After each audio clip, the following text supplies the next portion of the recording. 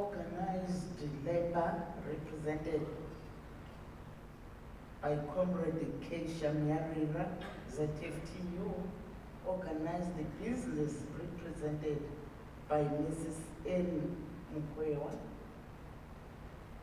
The Executive Director of the Tripartite Negotiating Forum, Mr. A. Nyagatumbu.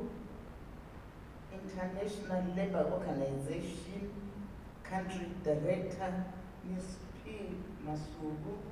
Senior government officials here present, representatives from the various national employment councils, representatives of development partners, captains of industry, representatives of academia, distinguished delegates, members of the press, ladies and gentlemen, once again, a good morning to us all. It is my singular honor and privilege on behalf of the people and leadership of Bulawayo Metropolitan Province to warmly welcome you all to the city of kings and queens, Mzimamakosi Lamakosigas, for the Zimbabwe National Labour and Employment Summit 2026. We are delighted that Bulawayo has once again been chosen to host a national event of such strategic importance. Your presence here reflects the confidence that government and our partners continue to place in this great city as a center of industry, commerce, innovation, and national dialogue. To all our visitors from across Zimbabwe, we say, Selamgela, welcome. Ilizwe lakhiwa ngabanikazi bayo lokukamthirayo. Bulawayo is a city with a rich history, a proud industrial heritage, and resilient people. It has long been recognized as the country's manufacturing hub and has played a pivotal role in shaping Zimbabwe's economic development. Many of the industries that laid the foundation for our nation's economy were established here, earning Bulawayo the well-deserved reputation as the industrial capital of Zimbabwe. Today, while our city has faced economic transitions and industrial restructuring, the people of Bulawayo have continued to demonstrate resilience, innovation, and determination. Across our communities, we continue to witness entrepreneurship flourishing, small and medium enterprises growing, young innovators creating solutions, and businesses adapting to new opportunities. These qualities make Bulawayo an appropriate venue for a summit dedicated to employment creation and economic transformation. Ladies and gentlemen, Bulawayo has always been known for its warmth, hospitality, and unique character. There is a popular saying that captures the spirit of this city. Long back they used to say, "Komfazi uchayindoda, kontutu ziyathunga, kwedlula lokho." While often said with humor and affection, the expression reflects the vibrant, lively, and resilient nature of the people of Bulawayo. It reminds us that this is a city full of character, a place where determination, courage, and community spirit are deeply rooted. Visitors quickly discover that Bulawayo is a city that welcomes everyone with open arms while taking pride in its rich cultural heritage and traditions. Bulawayo is also home to some of Zimbabwe's most treasured national institutions. We are proud to host the Zimbabwe International Trade Fair, the country's premier trade and investment exhibition, which continues to attract exhibitors and investors from across the region and the world.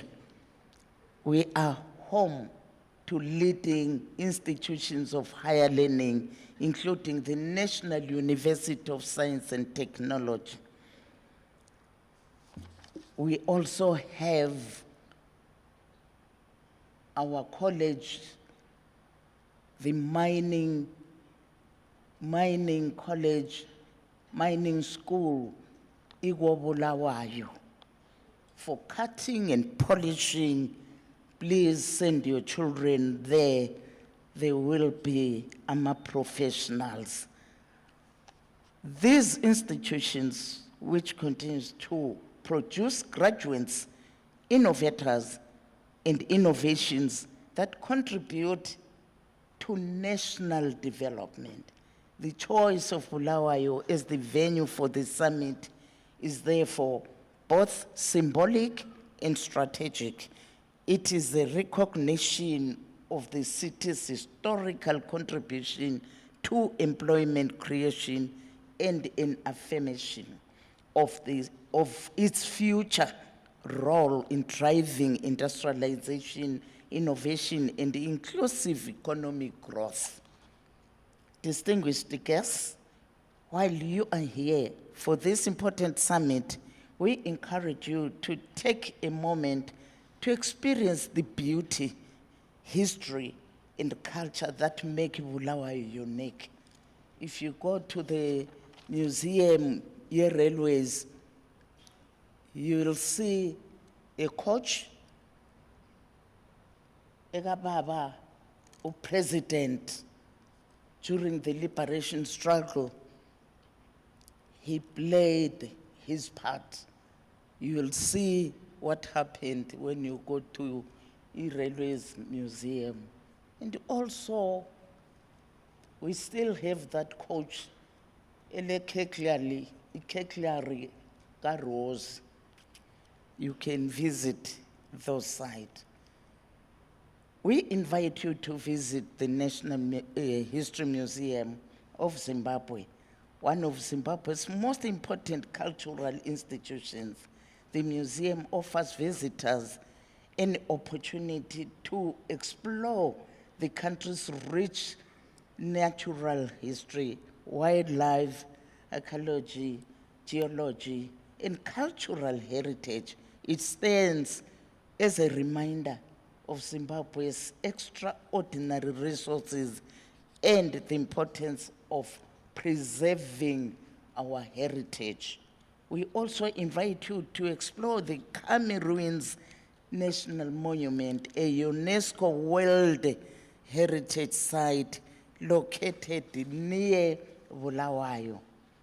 The ruins provide remarkable evidence of ancient civilization, architecture, and trade networks that existed in this region centuries ago. Above all, we encourage you to visit the magnificent Matopo Hills, one of Zimbabwe's most treasured destinations, with its dramatic landscapes, ancient rock formations, cultural significance, and rich biodiversity. The Matopo Hills represent both our natural heritage and our national identity. These attractions are not only places of beauty and history, they also represent opportunities for tourism development, enterprise growth, and employment creation. Distinguished delegates, as you deliberate over the next 3 days, I encourage you also to make time to experience what Bulawayo has to offer. Enjoy our renowned hospitality, our rich cultural diversity, our cuisine, our heritage, and the warmth of our people. I trust that your stay here will be both productive and memorable. On behalf of the government, the leadership, and the people of Bulawayo Metropolitan Province, I thank the Ministry of Public Service, Labor and Social Welfare, the Tripartite Negotiating Forum, development partners, and all stakeholders for bringing this important national dialogue to our city. May your deliberations be fruitful, your engagements constructive, and your resolutions impactful. Once again, to all our distinguished guests, welcome to Bulawayo, the city of kings and queens, emzini wamakhosi lamakhosikazi, a city of resilience, industry, and opportunity. Ngiyabonga kakhulu, Tatenda, I thank you.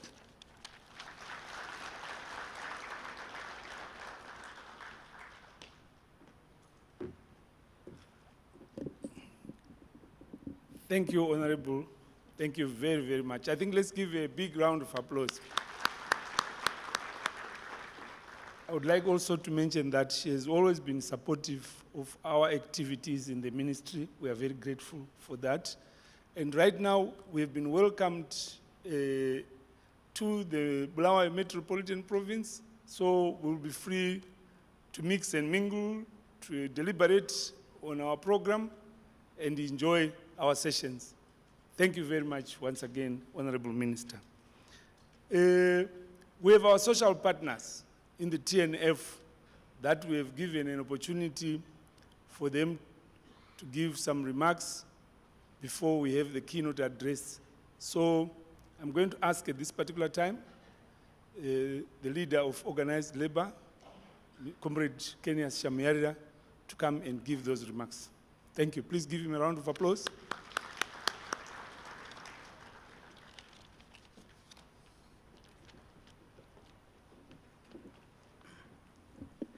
Thank you very much, Director of Ceremonies.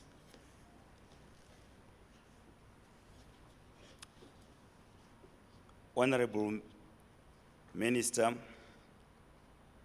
our very own resident minister here, Madam Judith Moyo, our very own Labor Minister, Honorable Moyo, our very own Minister for Skills Development, Dr. Janfan Muskwere, our esteemed Employer Executive Director, MCOS, Madam Mukweva, esteemed leadership from the Zimbabwe Congress of Trade Unions, esteemed leadership from the Zimbabwe Federation of Trade Unions, our esteemed general secretaries from all our employment councils, academia colleagues who are here and researchers, ladies and gentlemen, and all the developing partners who are here, and not forgetting all our colleagues from trade unions who remain in the trenches, both from ZCTU and ZFTU.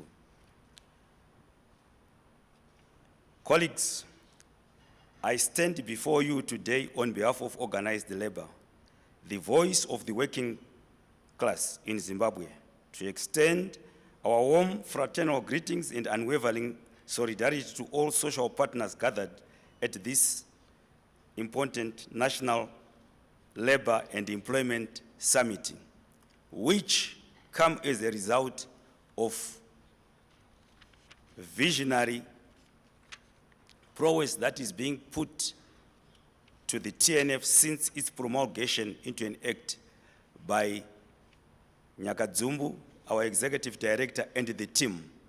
Surely you deserve a pom-pom. Can we just give them a pom-pom? This is really a milestone, both to the working class and also to the employers and the government in particular. I also want to give our sincere appreciation to our ministers, both Honorable July Moyo and the Honorable Edgar Moyo, for putting more time to make sure that the fruition and the zeal of TNF is put to practice. Thank you very much, Honorable Ministers. We really appreciate that. Allow me at the onset to commend the government of Zimbabwe through the Ministry of Public Service, Labor and Social Welfare, together with our social partners, for convening this summit.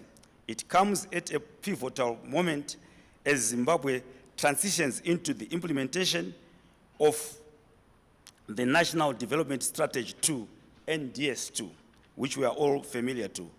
More importantly, it provides us with a valuable opportunity to collectively shape an employment agenda that places people at the center of national development. This is very critical and very cardinal because it resonates with what has been put across to us by His Excellency Dr. E.D. Mnangagwa, the national vision of creating an upper middle income by 2030. That's not a leapfrog, it's a process which needs a procedure, which needs commitment, which needs roadmaps. And such roadmaps are the ones we are in today. To have a labor symposium, this is the first of its kind. To have displays by national employment councils, by all developing partners, done by us Zimbabweans, funded by us Zimbabweans, pioneered by us Zimbabweans.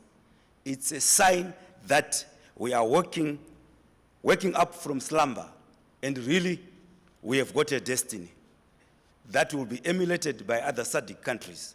And I think we deserve to clap our hands for that, comrades.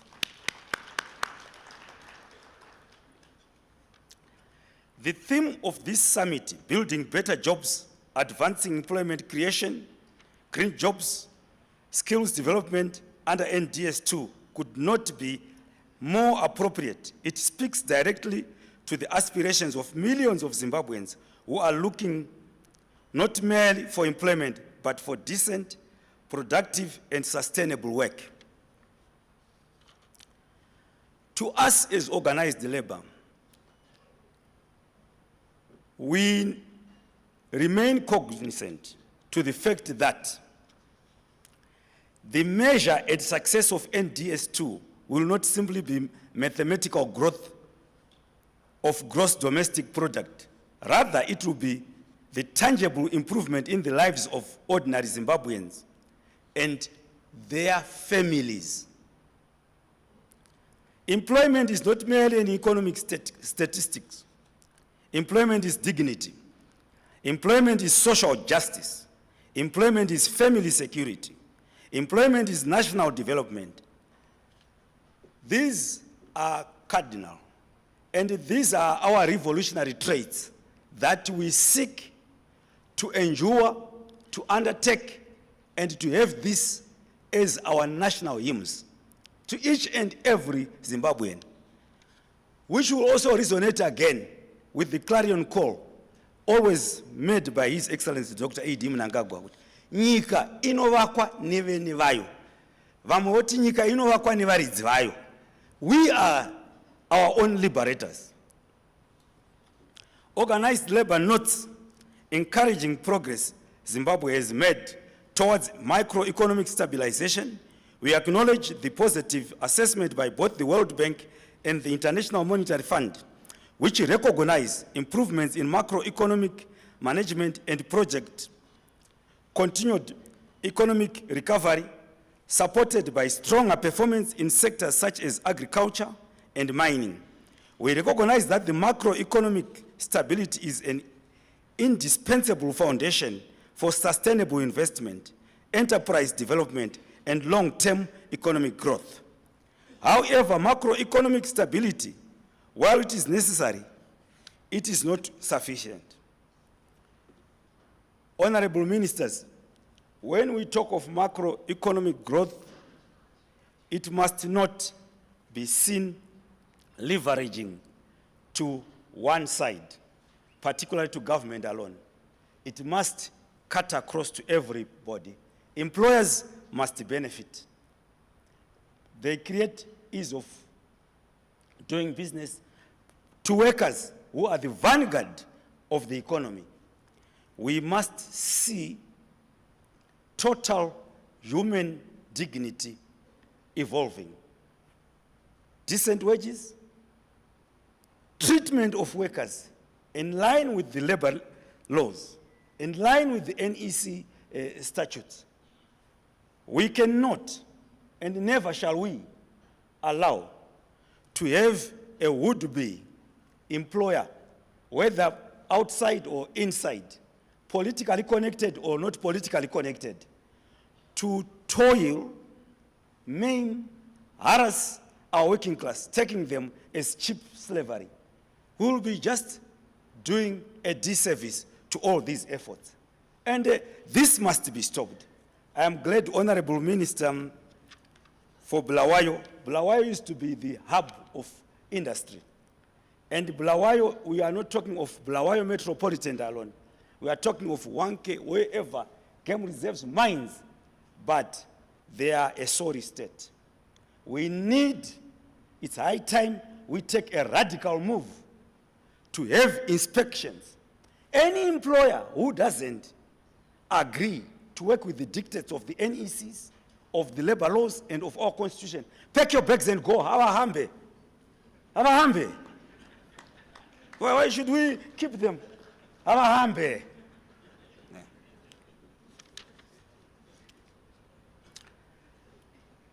Employment is therefore the bridge between economic growth and poverty reduction. Unless economic growth translates into decent jobs and improved living standards, its benefits will remain beyond the reach of many Zimbabweans and families.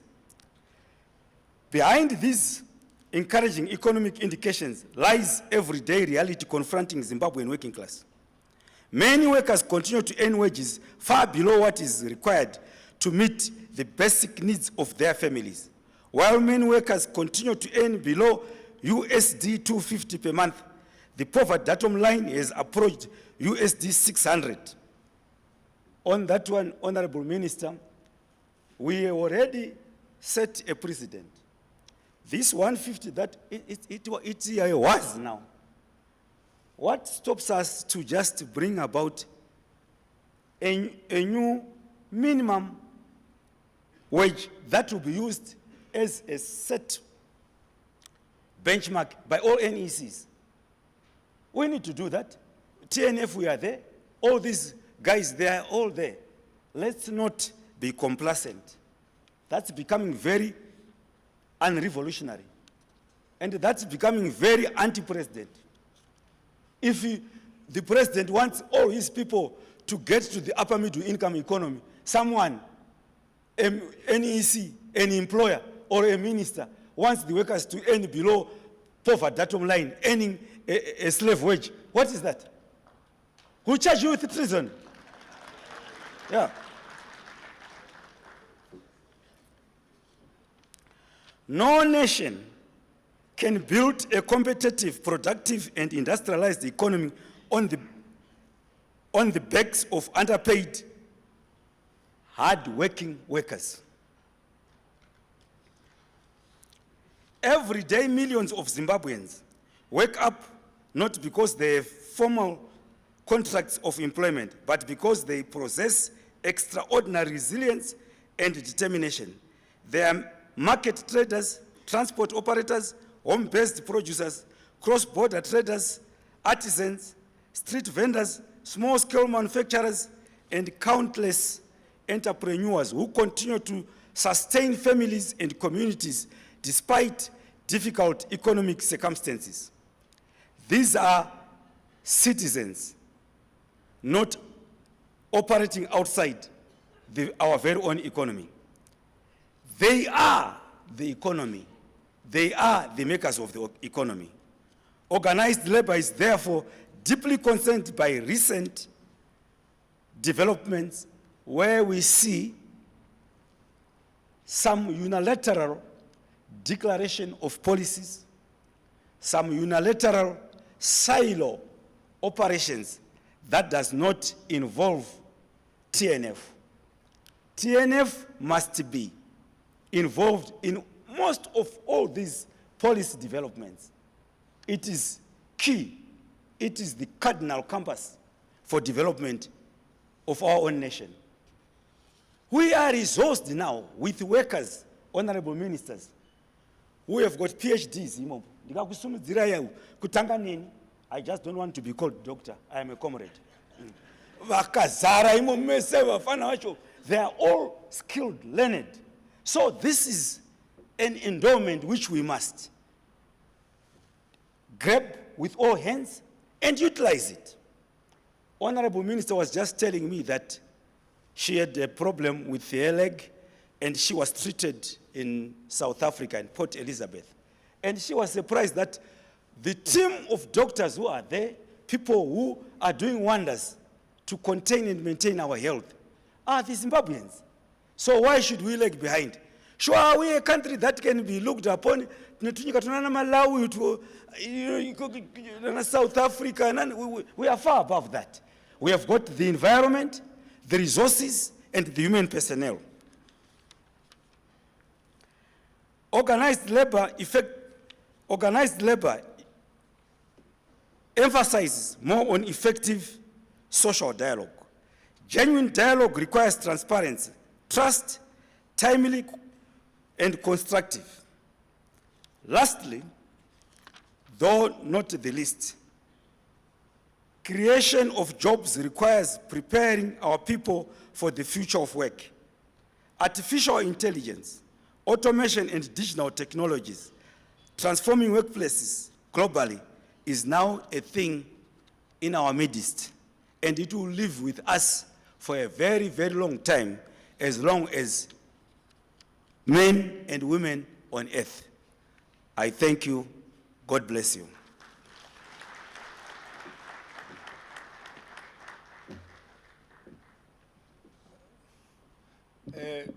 Thank you very much, Comrade Shamyarira. Trade unions, like politicians, when you give them space and time, they can go on and on and on. Sometimes we allow him to speak because these are the people who feel oppressed when things don't go on very well. I think let's hear from their employers.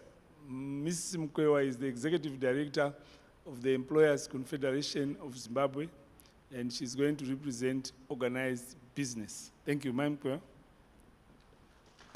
Please, let's play pens for her.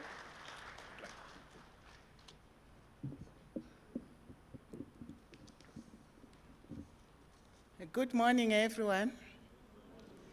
Thank you, Program Director.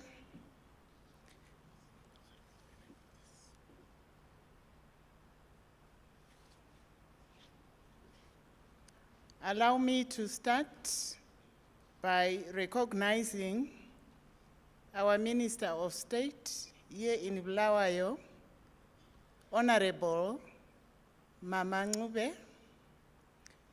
Allow me to also recognize our Chairman of the Tripartite Negotiating Forum, our Minister of Public Service, Labor and Social Welfare, Honorable Baba Moyo. Allow me to also recognize our Minister of Skills Audit, Dr. Muswere, with us. I also want to recognize organized labor represented by my brother, Comrade Shamu, and all the representatives in this room. I want you to also take note of the ILO being represented here. I want to recognize the ILO country director, Mama Masuku, represented by Baba Murungu. I want you to also take note of the other business delegates among you who have come to support us. Allow me then to end by saying all protocols observed. It is indeed a great honor to be given this opportunity to stand before you at this important summit on national employment. The summit, which is running under the theme, Building Better Jobs, Advancing Employment, Green Jobs, and Skills Development under NDS 2. On behalf of organized business, MCOs, being the voice of business, we want to welcome you all to this inaugural summit, the first of its kind in our history. Your participation reflects our shared commitment to building stronger institutions for dialogue, fostering harmonious labor relations, and advancing sustainable economic development in Zimbabwe. Ladies and gentlemen, we gather here today at a pivotal time in Zimbabwe, the Zimbabwe's economic journey. The country continues to pursue macroeconomic stability, private sector-led growth, and renewed international engagement.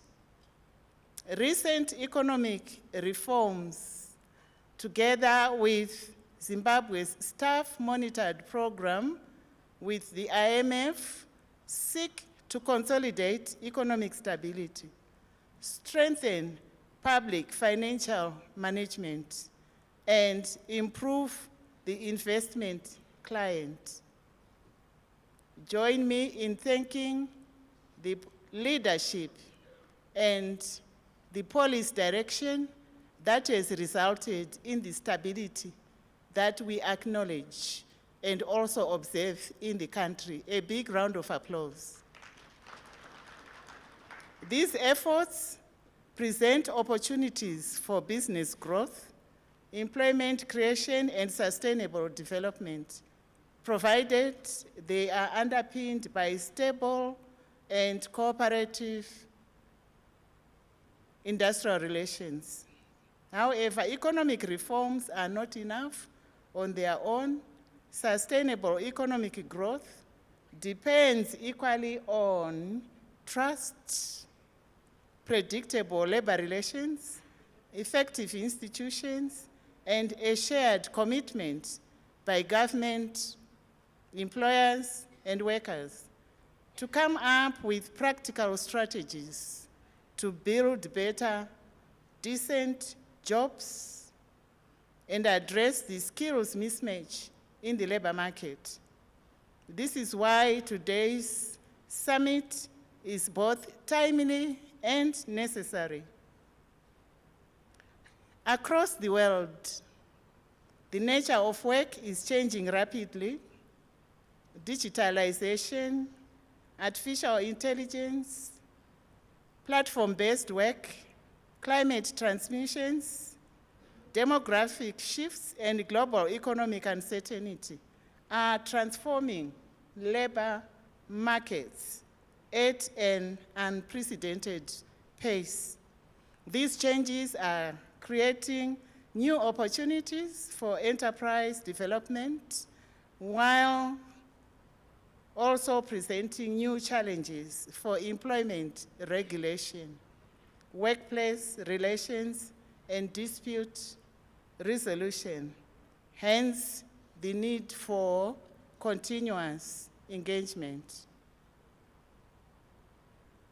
The changes and also the discussions that take place in the international, local forums reaffirm that social dialogue and tripartism, they remain indispensable tools for addressing both current and future challenges in the world of work. These developments are sending powerful messages to us all. Number one, in an increasingly complex world, sustainable solutions cannot be imposed. The need for us to create jobs, to correct the skills mismatch cannot be imposed. We need to negotiate. Hence, the need to operationalize the agreed social contract. The social contract that we agreed in May has to be operationalized because each social partner, government, business, and labor, we have our share in terms of that contract. We have to be accountable to the empty chair that we serve, the civinary, so that at the end of the day, we can then say, yes, the policies have resulted in tangible outcomes. This is why we say social dialogue should not be viewed merely as a mechanism for resolving disputes after they arise. Let's engage. It should be recognized as a strategic instrument for preventing disputes, building confidence, and promoting shared prosperity. Ladies and gentlemen, this workshop or the summit is being structured around 3 pillars of creating jobs, skills development, and acknowledging the green economy. But for these 3 ingredients, which cannot be separated, to give us the outcome that we need to work together.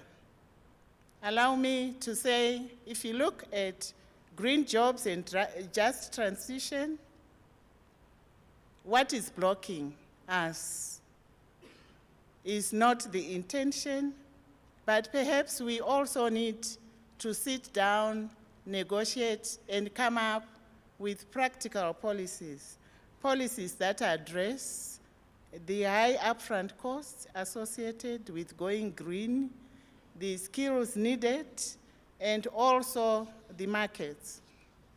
On skills development, I'm happy that the minister is here. We need to close the skills gap. We've been talking about the skills gap in the labor market for a while. We once had studies, evaluations done, but we are saying, following this summit, let's set ourselves some targets.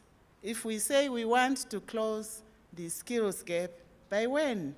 Perhaps, maybe if we give ourselves 2 years from now, so that when we move closer to 2030, we are almost there.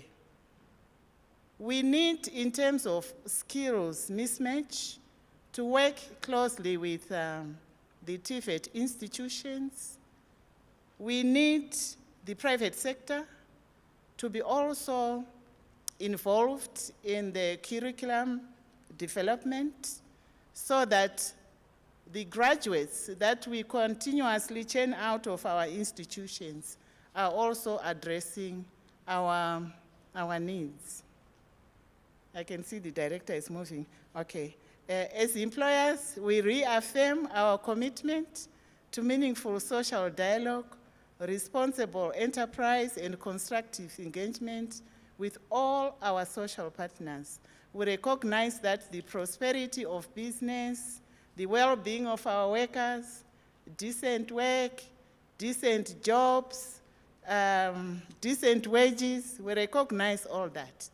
But we say, before we talk of decent wages, we need to produce productivity. We also need to produce locally, export more, and import less. I therefore encourage every participant to engage actively throughout this summit, to share openly our experiences. If we have ideas, let's share them respectively. In closing, let's use this summit not simply as a learning opportunity, but as a platform for renewing our collective commitment. And I want to underline commitment to dialogue, consensus building, and responsible leadership. With these few remarks, what remains is for us to wish ourselves fruitful deliberations. Let's walk out of this summit with outcomes that we are going to implement. Thank you. Thank you. Yes, I think let's give you another round of applause. Yeah. I would like to thank you, Ma'am Kuya, for all the nice words and all the encouragement for this workshop. Ladies and gentlemen, if you look at your program, we are supposed to have the ILO country director, but I thought it would be nicer if when we have the ministers section, which is coming after the official opening is done, then they introduce the issues to do with employment opportunities in terms of the ILO. Then we have the others from the Ministry of Youth, Ministry of Women's Affairs, and then the ultimate person to speak will be our Honorable Dr. Muskwere in that particular section.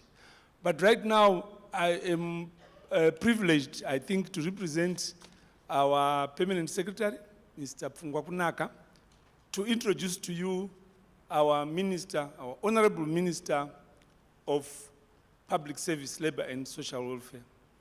Our Honorable Minister was once a trade unionist, and we are proud of that because it's easier for him to deal with these other union members and union leaders like Comrade Shamu. And also, he cut his teeth in the education sector, from being a teacher to a headmaster, being involved with ZIMSEC, and even worked for ZIMTA. But what is important for us is the recognition that the president gave him to become a minister in government, starting with him being a deputy minister in the Ministry of Education, and then later a minister of energy, and then now our Honorable Minister of Public Service. Ladies and gentlemen. Ladies and gentlemen, please stand up and let's welcome the Minister, Comrade Edgar Moyo. Let's clap your hands for him.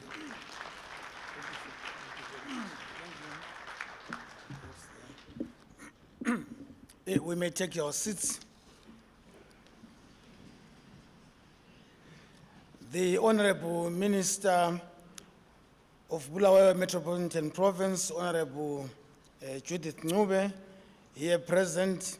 I also want to acknowledge the presence of the Minister of Skills, Audit and Development, Honorable Dr. Jennifer Muswere, our Country Director, International Labour Organization, who is also responsible for Namibia. In absentia, I don't know whether she will come in later. Leaders of employers' organizations and trade union federations here present. I note here the Executive Director, MCOS. I note Sham, that side.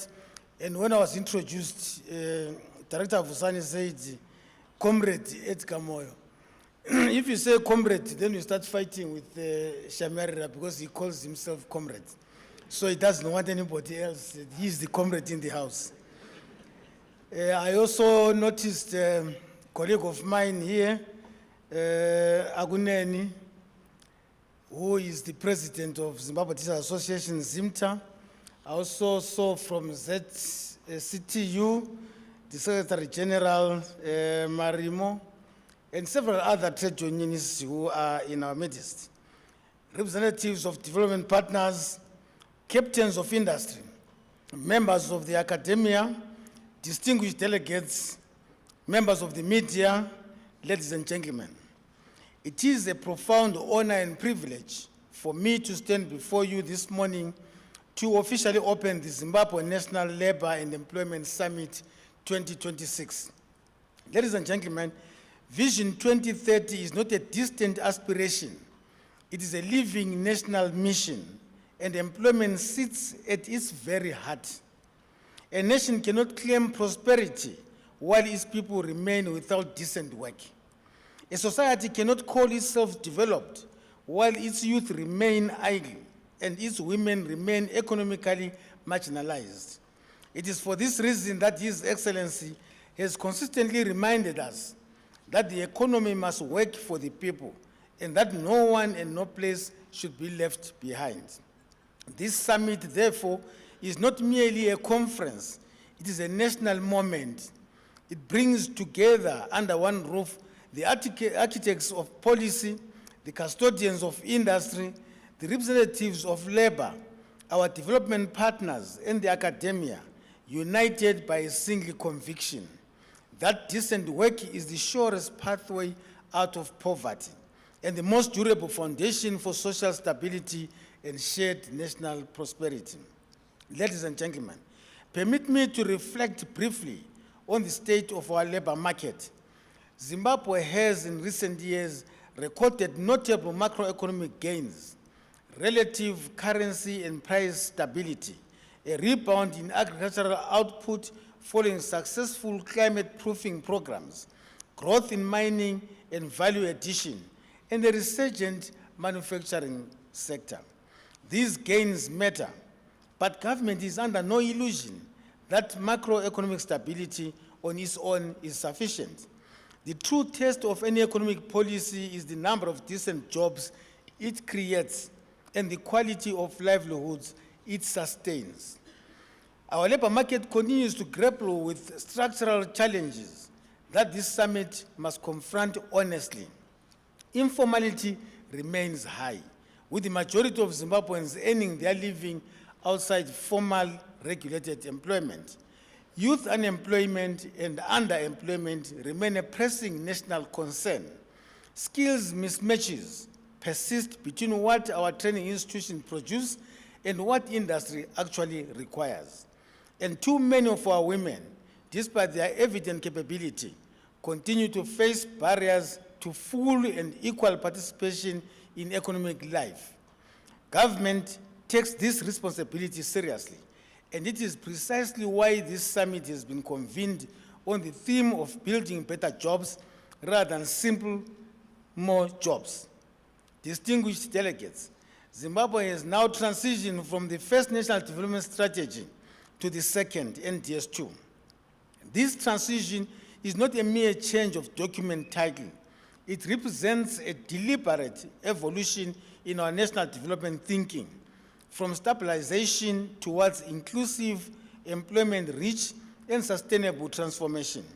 Under NDS2, government has placed industrialization, value addition and beneficiation, investment promotion, productivity, innovation, youth employment, women's economic empowerment, social protection and decent work at the very center of our development agenda.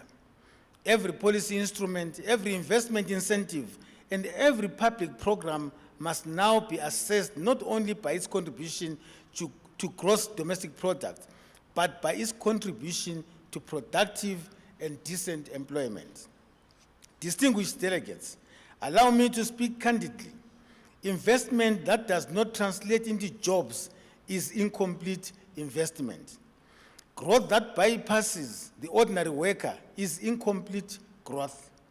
Under NDS2, government will continue to insist that every major investment, particularly in mining, agriculture, and manufacturing, demonstrates a clear and measurable employment and local value addition dividend for Zimbabweans.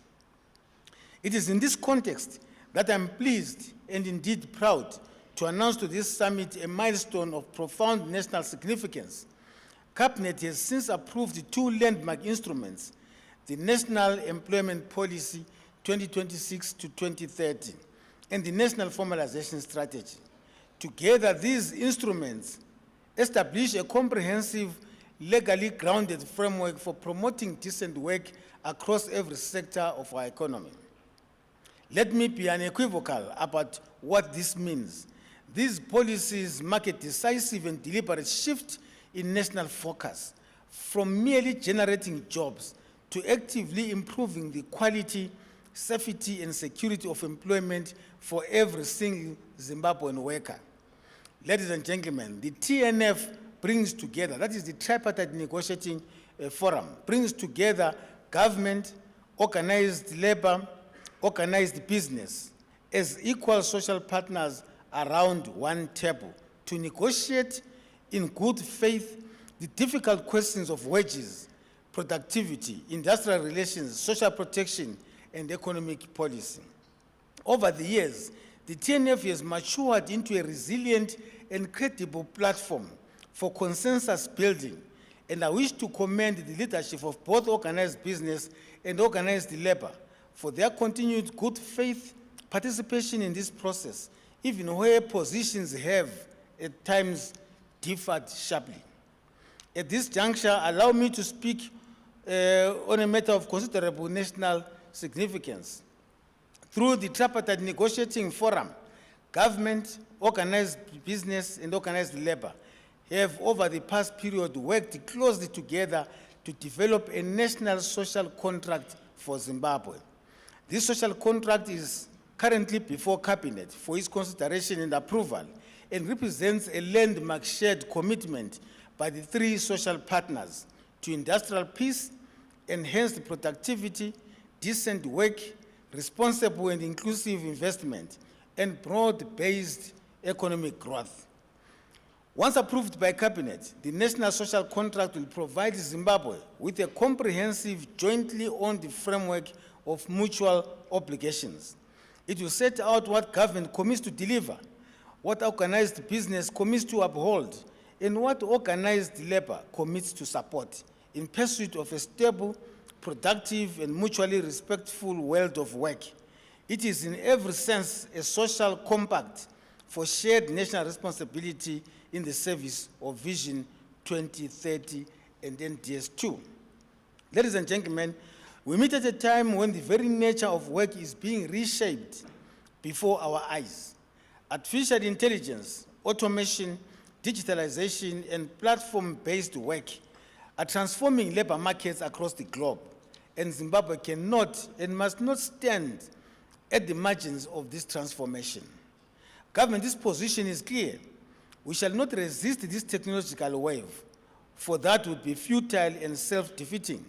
Instead, we shall shape it, regulate it, and harness it, so that artificial intelligence and digitalization become instruments of inclusive job creation rather than sources of exclusion. This requires, among other things, modernized labor legislation that recognizes platform and gig work, expanded digital infrastructure, and a workforce equipped with the digital competencies to thrive in this new economy.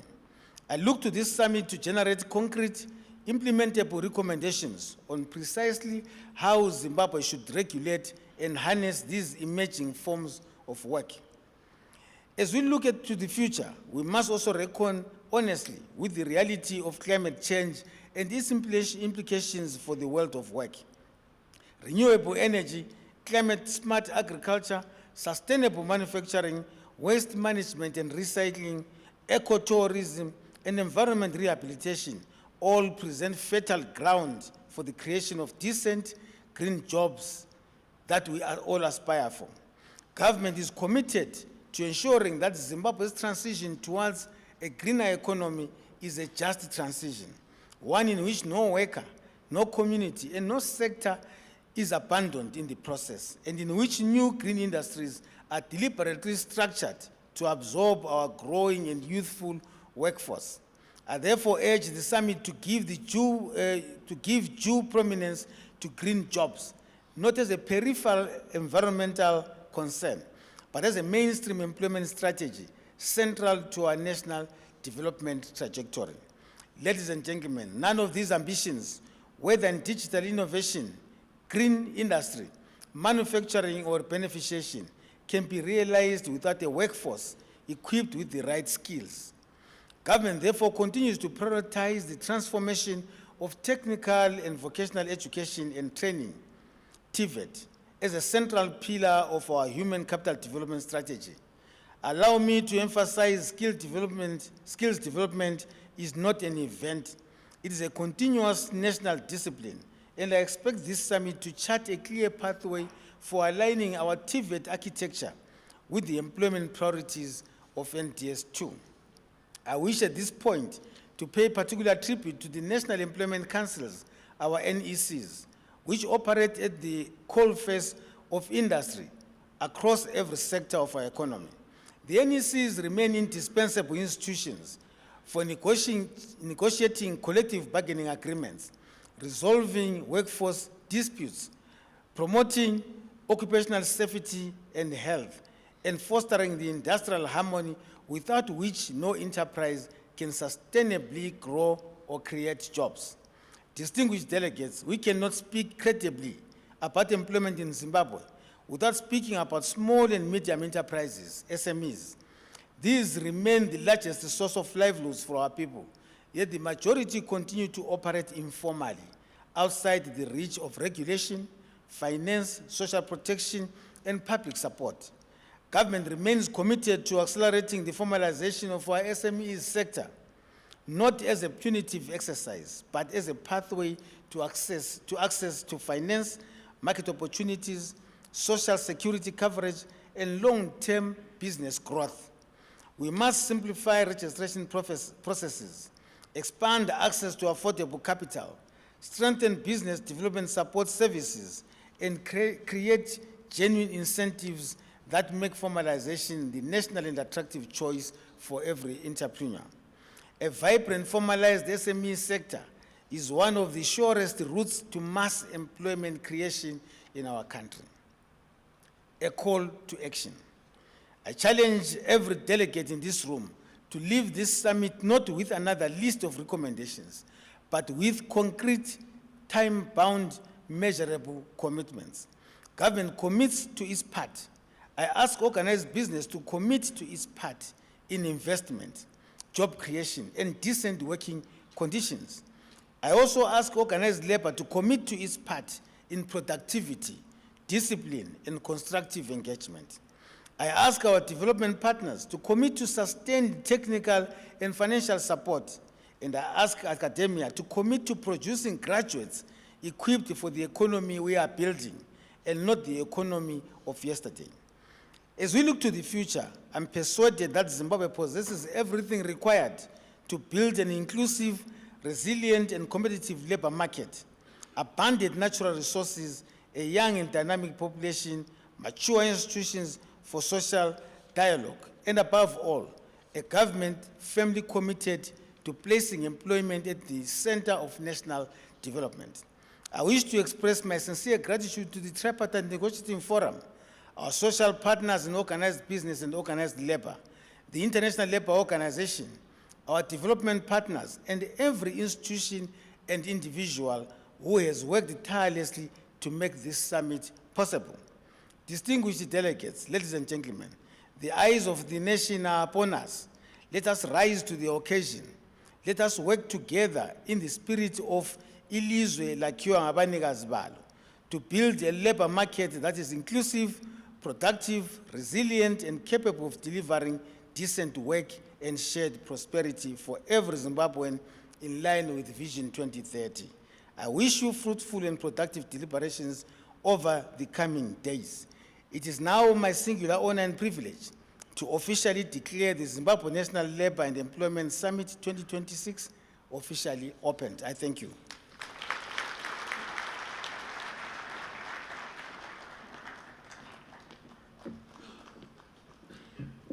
Please, let's give another round of applause for the Minister.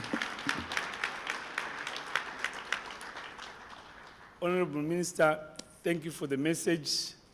Thanks for the encouraging words, and a big thank you for leadership. At this juncture, I would like our social partners to join the ministers before they leave for a quick photo shoot, and then we allowed them to leave. There are many, many other assignments that they want to be able to fulfill, so we don't want to detain them any further. Honorable ministers, there is no need to climb down. The pictures will be taken on stage. Yeah. Those who are please taking the photos, can you, yeah, okay, there's one. So, yeah, no, they are saying let's do it here. Yeah. That's behind the chair so that yeah, in front of the chair.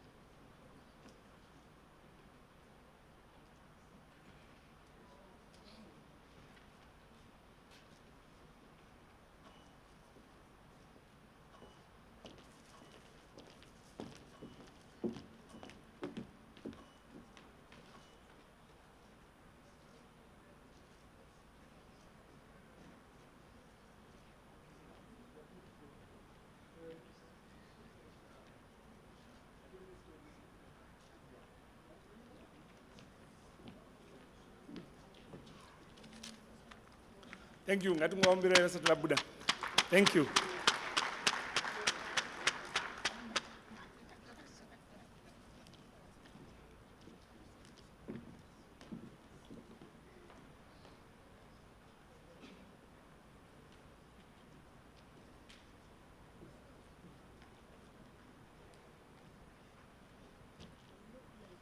That's what people say. Even people say it in the teeth.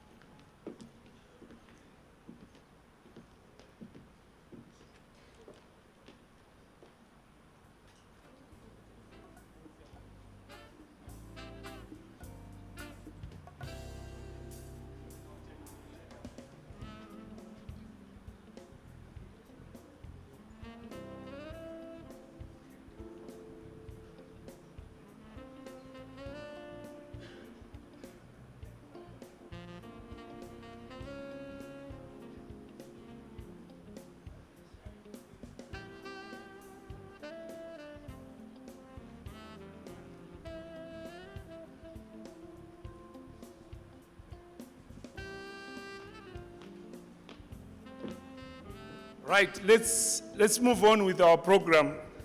I thought now we can have our high-level session for ministers, but we are aware that the ministers are not there, but they have representatives that have been called upon to assist and make some presentation concerning employment opportunities. So I wanted the ILO to begin this particular session. Are we ready, Mr. Mrungu?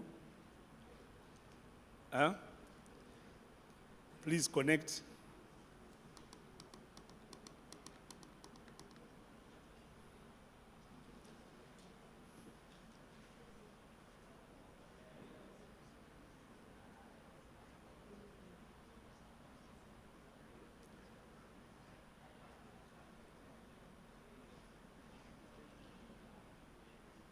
Are we making any progress?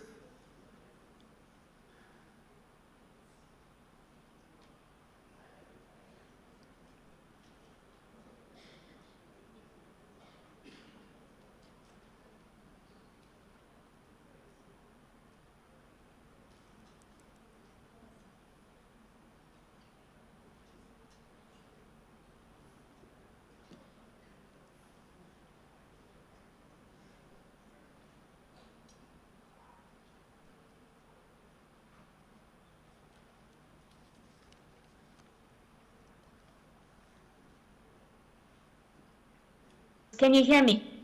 All right, we can hear you. Please go ahead. Okay. Thank you very much.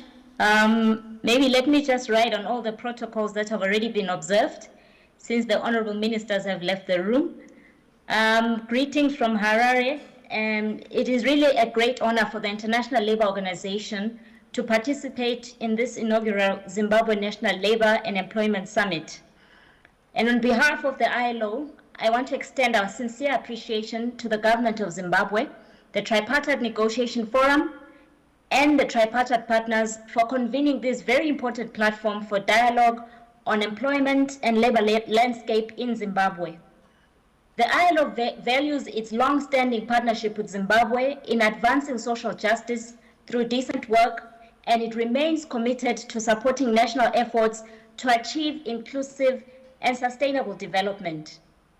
The theme of the summit, building better jobs, advancing employment, green jobs, and skills development under NDS2, speaks directly to one of Zimbabwe's most important development priorities.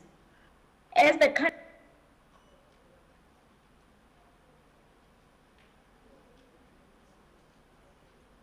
better jobs that are transformative. That is, they raise productivity, improve livelihoods, and contribute to inclusive economic growth. And I would like to also acknowledge Zimbabwe's recent policy achievements, which the minister alluded to, the adoption of the National Employment Policy, the National Formalization Strategy, and also the ongoing discussions on the social contract, which demonstrate a strong commitment to placing employment at the center of national development. Together, these frameworks provide a coherent basis for promoting productive employment in key and emerging sectors, in supporting the transition from the informal to the formal economy, and strengthening social dialogue. The priority now is effective implementation through coordinated whole-of-government and whole-of-society approaches, bringing together business and workers' organization, development partners, academia, and other stakeholders. Now, Zimbabwe's labor market, like many across Africa, is being shaped by rapid technological change, climate change, demographic transitions, and evolving patterns of trade and investment. While these trends create new opportunities in sectors such as renewable energy, manufacturing, agribusiness, and the digital economy, they also underscore the need to ensure that no one is left behind. Young people, women, persons with disabilities, and workers in vulnerable situations must be equipped to benefit from these transitions. The ILO's decent work agenda reminds us that employment is not simply about the number of jobs created, but about their quality.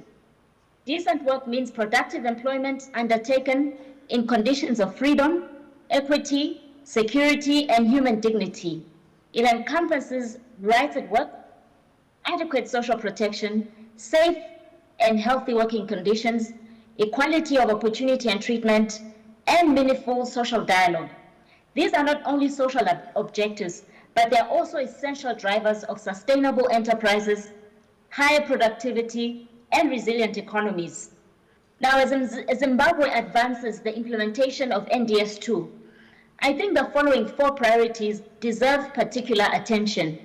First, employment objectives should be integrated across macroeconomic, industrial, and sectoral policies, while with supporting budget so that economic growth generates productive employment and decent work.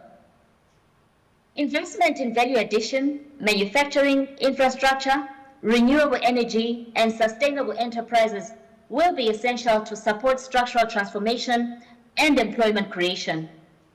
Employment objectives also need to be married to other objectives, like expanding social protection coverage. Jobs provide the main income and fund social security systems through taxes and contributions. And in return, social protection programs like healthcare, pensions, and unemployment benefits keep workers healthy and secure, which then helps them stay productive and also look for better work. Second, strengthening skill systems is critical in improving labor market outcomes. So closer collaboration between education and training institutions, including TVET, which Member referred to, and industry will also help address skills mismatches while equipping young women and men with the technical, entrepreneurial, and digital competencies that are required in the changing world of work. Third, facilitating the transition from the informal to the formal economy should remain a national priority. Consistent with ILO recommendation number 204, this requires an enabling environment that expands access to finance, to markets, technology, business development services, and social protection, allowing sustainable enterprises to grow while improving productivity and working conditions. Formalization is not just about registration and paying taxes, but also about productivity improvements. It's also about safe work and opportunities for small businesses.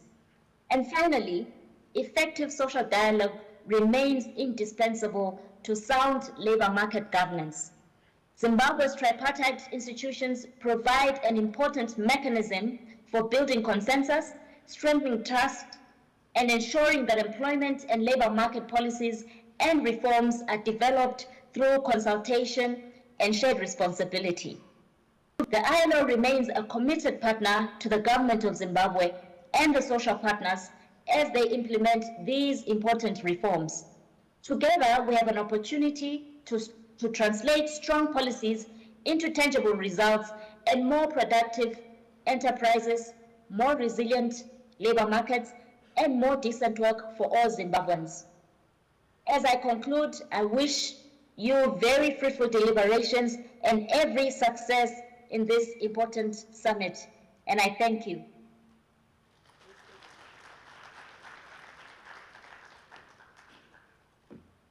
Apologies. Ladies and gentlemen, that there was the ILO country director for Zimbabwe and Namibia, Madame Pilile Masugu. And she represents the ILO. It's always very encouraging that we have some words from the ILO. Some people were worried about tea. We decided that we are going to have an early lunch, so please do not worry about the tea that we didn't have. We need just to move with the program, and then we have time for us at least to mingle and to interact with each other. Is that okay? Yeah, okay. My apologies for that one. Then I think we need to hear from someone representing Minister of Youth, Empowerment, Development, and Vocational Training. His name is Mr. Manjeru. I hope you are there. Okay, let's clap hands for him. Mr. Manjeru is here. Thank you, sir.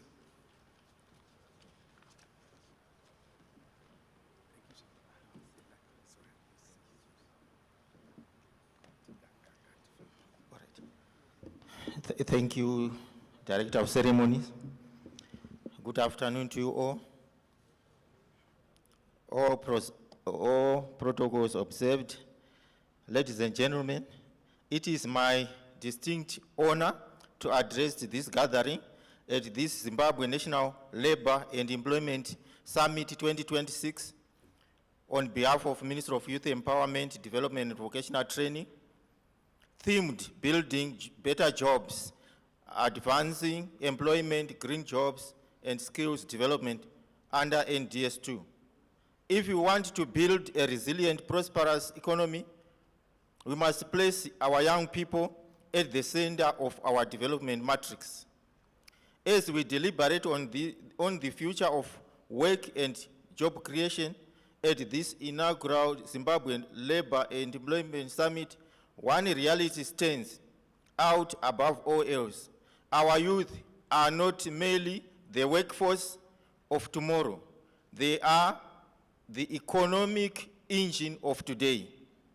In line with our national vision, our mandate as a ministry is clear: to ensure that every young person, regardless of their background or geographic location, is equipped, empowered, supported to contribute meaningfully to a national development. Ladies and gentlemen, young people aged 15 to 35 represent the largest share of our population. This demographic distribution presents an incredible opportunity, a demographic dividend if properly harnessed. To unlock this potential, the ministry focuses on key operational pillars. One, character building, patriotism, and civic duty through youth service in Zimbabwe. Number two, practical industry relevant skills acquisition at vocational training centers. Number three, dedicated financial inclusion and micro loans through Empower Bank. Number four, inclusive participation in mainstreaming former economic value chains. We are shifting the narrative from viewing youth employment purely a social welfare issue to treating youth enterprise as a core driver of national economic growth. Distinguished delegates, sustainable economic development requires more than technical skills. It requires a strong moral compass, discipline, and commitment to national building. Following the official launch of the Youth Services in Zimbabwe training program by His Excellency, President Emerson Mnangagwa, our target is to train 10,000 young people over 5 years. This initiative is already yielding tangible results reported across national media. As highlighted in national updates, our first cohort numbering 1,077 youth service graduates are being integrated directly into government ministries, state-owned enterprises, uniformed forces, and local authorities. Shedding youth from drug and substance abuse by engaging young citizens in structured civic duty, leadership training, and technical projects. Youth service serves as a frontline preventative barrier against drug and substance abuse, redirecting youth energy towards national productivity. Youth service in Zimbabwe is not an abstract concept. It is a proven pathway converting youth potential into immediate national development work. Complementing our youth service initiative is the continuous modernization of our vocational training centers across all 10 provinces. We are moving away from traditional static training frameworks toward dynamic, market-driven curricula key growth sectors. Our VTs are functioning as operational production incubators. Under current government policy, graduating with a vocational certificate now provides young people with preferential access to government empowerment schemes, startup capital, and public procurement opportunities. Skills and discipline must be matched with access to capital. This brings me to a pivotal arm of our strategy. Empower Bank, our youth-centric microfinance institution under the ministry. Traditional commercial banks often present high collateral barriers that young entrepreneurs cannot meet. Empower Bank was specifically established to solve this financial exclusion through innovative lending products. The bank accepts non-traditional collateral forms such as movable property, machinery, livestock, or ECT equipment, ensure rural and urban alike are can qualify for project loans. Young entrepreneurs forming enterprise groups can access capital based on social guarantees without needing traditional real estate deeds. In this line with cabinet policy, graduates from VTCs and youth service programs are prioritized for Empower Bank loans, disbursed to turn their trade certificates into active business. Crucially, Empower Bank pays every loan disbursement with compulsory financial literacy, enterprise management training to protect credit quality and ensure repayment rates. A significant portion of young entrepreneurs operate in informal micro enterprises. Our goal is to build clear pathways and cluster initiatives. We assist young business owners to formally register their enterprise, join techs in networks, and participate in corporate supply chain. Formalization opens doors to public tenders, structured bank credits, and socially security coverage for young workers. Furthermore, we enforce strict gender and rural inclusion, ensuring that young men, young persons with disabilities, and young women, the youth in remote rural districts benefit equally from every loan, facility, and skill program we deploy. Distinguished guests, youth employment creation is not a task for one ministry alone. It requires a whole of government and whole of society partnership. By aligning youth service graduates, vocational training, technical capabilities, and Empower Bank funding models with the labor and economic policies driven by the Ministry of Public Service, Labor and Social Welfare, and the private sector, we build a robust ecosystem for sustainable job creation. Let us commit at this summit to invest in our youth, not as an act of charity, but as the single most strategic investment we can make for our country's economic future.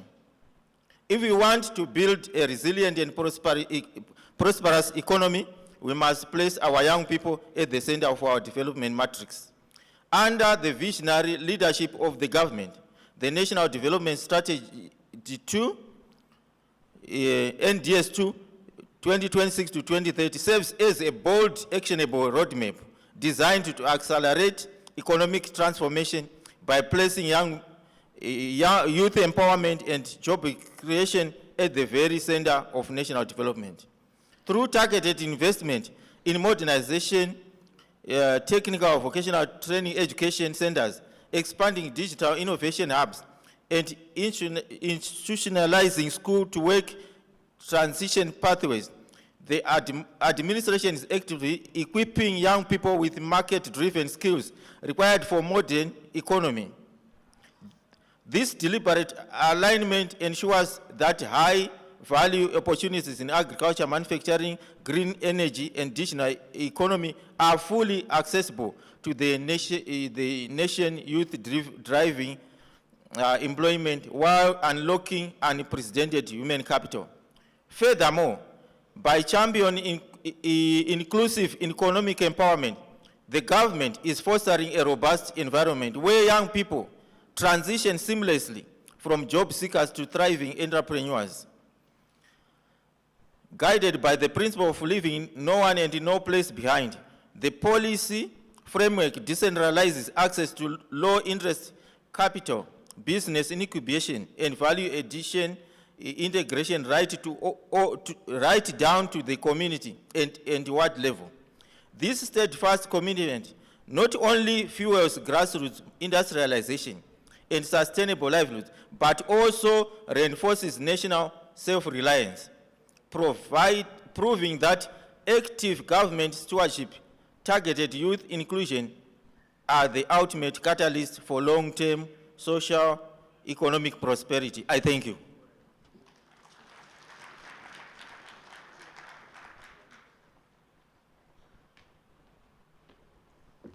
Another round of applause, ladies and gentlemen, for the Acting Deputy Director in the Ministry of Youth, Mr. T. Manjeru. Next in line, we have Dr. Munyaradzi Chaurura, who is Finance Director in the Ministry of Women's Affairs. Is he around? Thank you. Let's please clap hands for him.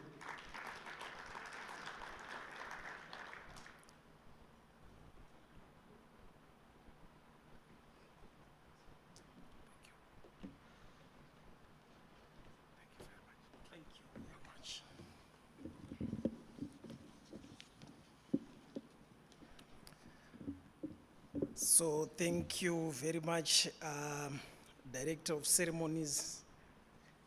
I appreciate the appointment that you've given me, but it's still loading. I'm still studying to become a doctor.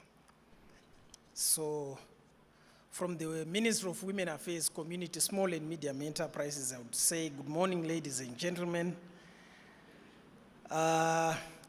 It is an honor, a great honor and privilege to address this Labor and Employment Summit, which I commend the Ministry of Public Service, Labor and Social Welfare for bringing together the government, employers, workers, national employment councils, organized labor, development partners, and other stakeholders to discuss practical solutions to the challenges and opportunities facing Zimbabwe's labor market. And we say we women would appreciate very much to be part of this. So this summit comes at a pivotal moment as Zimbabwe embarks on the implementation of the National Development Strategy 2 in pursuit of Vision 2030, NDS2 recognize employment, creation, productivity, industrialization, human capital development, and social inclusion as key drivers of sustainable economic growth. These efforts are central to achieving Zimbabwe's aspirations of becoming an empowered upper middle income society by 2030. The Ministry of Women Affairs, Community, Small and Medium Enterprises is committed to ensuring that women are active participants and beneficiaries of Zimbabwe's economic transformation. Women make up a significant share of our workforce and play a pivotal role in agriculture, mining, manufacturing, tourism, commerce, and the MSME sector.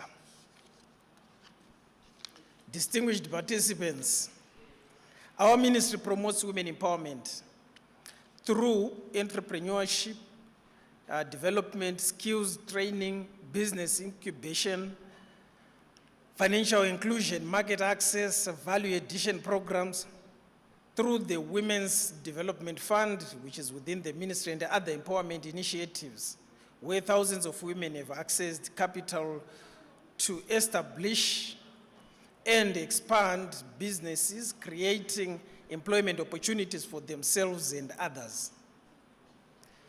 Our ministry also supports the formalization of women-owned businesses, enterprises. The formalization enables businesses to comply with labor legislation, register with relevant authorities, access finance, contribute to social security schemes, and create decent employment. This directly supports the government's national formalization strategy and strengthens the protection of workers' rights. We recognize that many women remain concentrated in the informal sector or the informal economy, where employment is often characterized by low incomes, limited social protection, and vulnerability to exploitation. As government, we are implementing programs that facilitate the transition from informality to formality while promoting sustainable livelihoods. So, comrades and friends, the promotion of decent work remains central to our mandate as a ministry.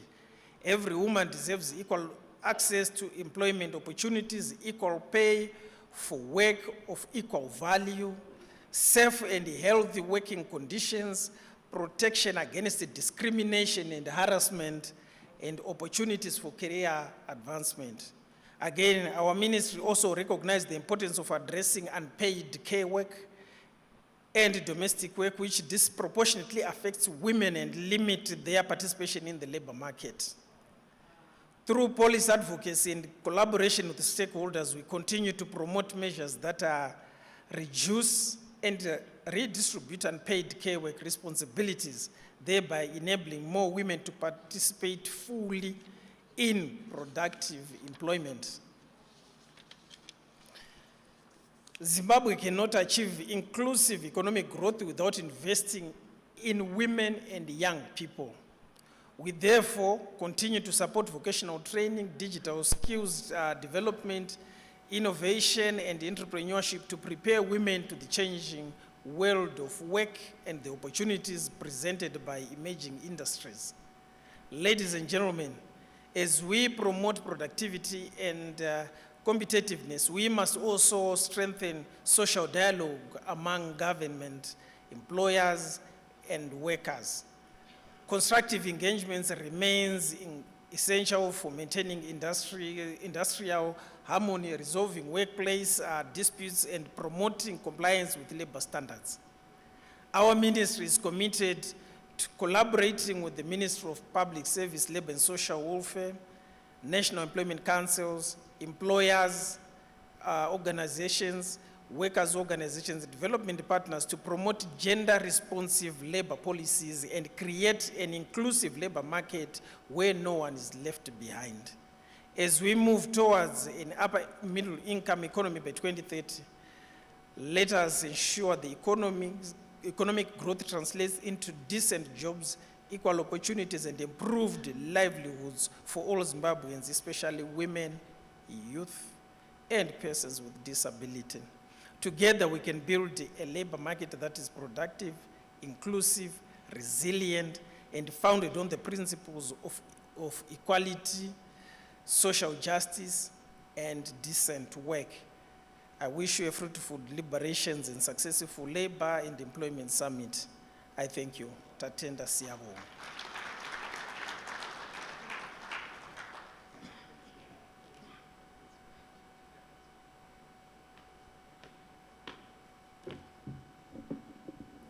I'd like to thank the good doctor for the wise words. Thank you very much. Another big round of applause.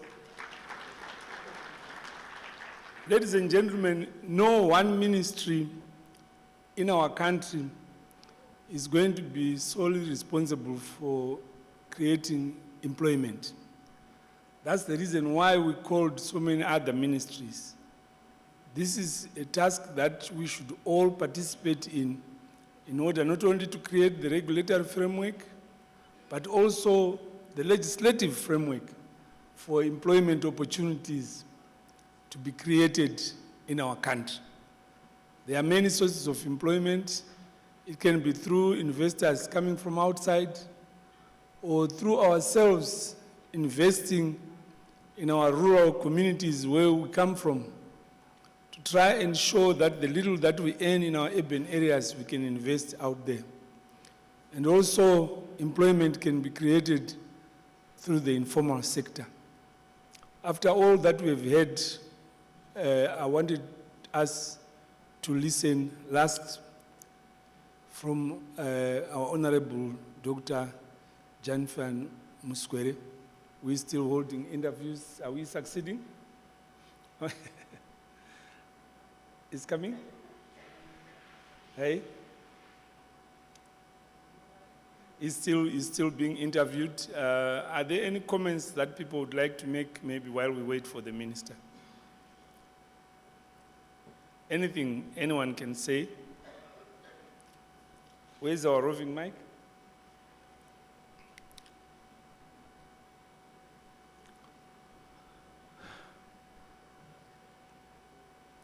Any comment, any question? Yes, thank you. Please, hello, hello, Mike. Okay, thank you very much. Please go ahead. Thank you very much. Godfrey Chakadenga, NEC Insurance. President of the Insurance Employees Union of Zimbabwe. I was interested in the presentation by the person from the Ministry of Youth. I would like to say that I've observed that our education system is too academic. To extend the academic education. I was thinking would it really proper, wouldn't it be proper if we revisited our education system, where we will be able to identify at kindergarten level what each child is more like interested in at that kindergarten level. And then instead of loading my ECD and my book akazara session, they then concentrate on that which we have identified to be their area of interest. If you put children together in a big room full of toys, you'll be able to pick a policeman from that group. You'll be able to pick a nurse or any of these professions that we are talking about by the way they will be treating each other. This is a proper type for a policeman. You'll know this is the medical fraternity. So I'm saying, instead of loading our children with 13, 14 subjects at various levels, why don't we identify them at early ages, identify what they are good at, concentrate on that, teach them to read and write. Charles Dickens, Nana, Shakespeare, but then they concentrate on exactly that which they've identified to be their areas of interest. Thank you very much. Thank you. And Shakespeare knows that I took cream for a long time. Anyway, I think, thank you very much. We'll pick up that subject when we come in the afternoon. But I would like at this juncture to call upon one of the younger ministers in government, very vibrant, Minister of Skills and Skills Audit and Development, formerly Minister of Information, Publicity and Broadcasting Services, Dr. Jenfan Muskwere. Muskwere, you've heard what we said. You want to say something? Sorry, hold on.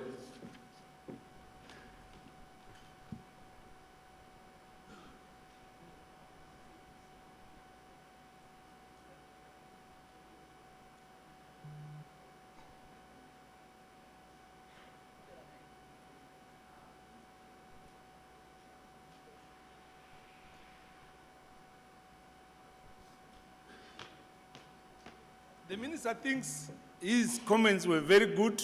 Can we have more comments? He says if he has 3 or more, then we can, he can then use those as a basis for his presentation. Yeah? Okay. Thank you. Thank you. My name is... But keep your questions shorter Thank so you. that we have more. Thank you. My name is Peter Mtas. I'm the General Secretary for Zimbabwe Banks and Allied Workers Union. I want to ask you whether, as a nation, we know the skills that we need in the next 5 years, in the next 10 years, and in the next maybe 15 years. I know things are changing very fast. But as a nation, do we know those skills that we need in the next 5 years? And if we know, what are the steps that we have taken so far to make sure that we have those skills? That's the first question. The second question is, what are we doing with brain drain? We may have the skills. We know we have some of the skills, but if you go anywhere in this world, you will see a Zimbabwean doing amazing things. What are we doing with brain drain and also attracting back those skills that have gone out? Thank you. Very good. Thank you. Thank you. Honorable Minister, that's a question directly directed to your minister, to your ministry. Anybody else? Oh, please, Mike.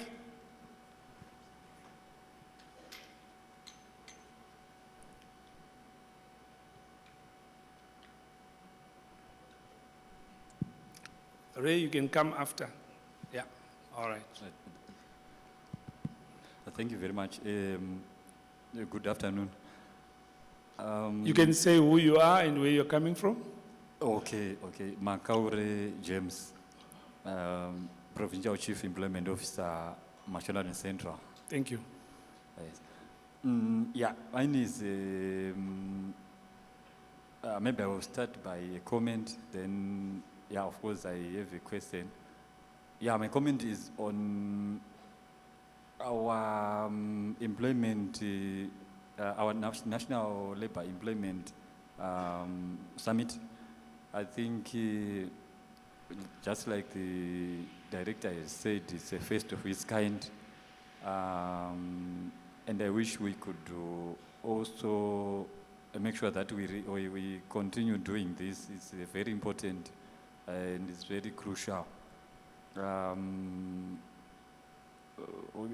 think as we also see the NDS2, judging from the previous blueprints which we have been experiencing, we have been promised so many jobs. I remember Zimbabwe, we had 2 million jobs there, but we were struggling to achieve. We had the Transitional Stabilization Program. We also had the NDS1, but now we are the NDS2. We are moving a step ahead.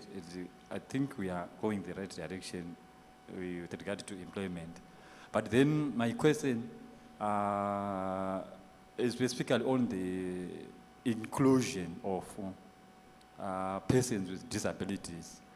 So many a times I think we seem to mention the inclusion of persons with disabilities in passing, but without strategic interventions. In the spirit of inclusion, I have realized that when you had the presentation yesterday from Zimstad, yeah, of course, I think he mentioned in passing somehow, but there is no specific mentioning or specific statistics pointing to employment of persons with disabilities, targeted employment of persons with disabilities. We have no statistics which clearly points to that. Then secondly, you will see that with the repatriation and the repatriation of Zimbabweans which are coming from South Africa, there are also persons with disabilities who are coming from there. I may want to know whether their skills are also profiled. How are these people being profiled? Because they have skills and they need to be re-skilled and receive also the upskilling and reintegrated into the Zimbabwean labor market. What steps are we taking? Both as the Ministry of Skills Auditing, to make sure that we audit those skills from abroad, specifically for persons with disabilities, and make deliberate efforts to include them in the labor market. Thank you. Thank you very much. I think if you look at your program, you realize we have Mrs. Chorombo, who is going to talk about the inclusion of people with disabilities. So we have not forgotten you, Makaure. Do not worry. But the challenge now from what you are asking is what else will be done for you and what data is being collected to see how many of you have been included. And yeah, but the presentation will be there. And Mrs. Chorombo, who is director in our ministry, we have given a space. She will definitely present something on disabilities and opportunities for employment. Right, I'll have two more. Raymond first and then say, yeah, allow him to start, then I'll come to you, yeah? Thank you very much. The name is Raymond Mutokonyi from a company called Strategic Human Resources Management Advisory Services. We are experts in organizational development, and our presence in this forum is as per invitation from the Ministry of Labor, which sought us to assist in any way as Vene to build our country. The starting point is I'm grateful that the Minister of Skills and the Minister is here, as this is a very important first step towards integrating our human capital skills in order to achieve Vision 2030.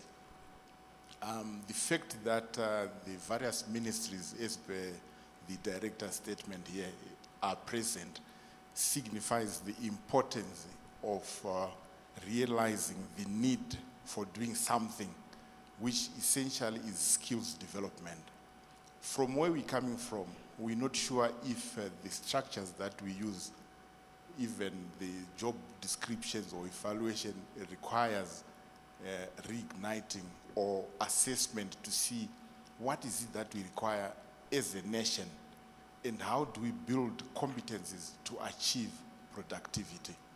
So my comment is this tripartite arrangement where we're combining government, industry through NECs as well as private business like mine to provide adequate skills to ensure we produce for the nation and make sure we cascade to the next level. So my final comment is the necessary steps that we need to do is to analyze each organization to say where do we stand, which we what to call scan environment. We scan the environment in the business. What is it that we require? The next step is what we need to do and how do we do it. So from these discussions, we'll come up with frameworks to say the skills that we require in the next 4 years, 5 years, 10 years, this is what we need to do through 5.0 early school development, the technical colleges, as well as proper organizational development programs. Each organization must come up with a program to upskill their people so that we progress as a nation. Thank you. All right, thank you. Two more. Mike, please.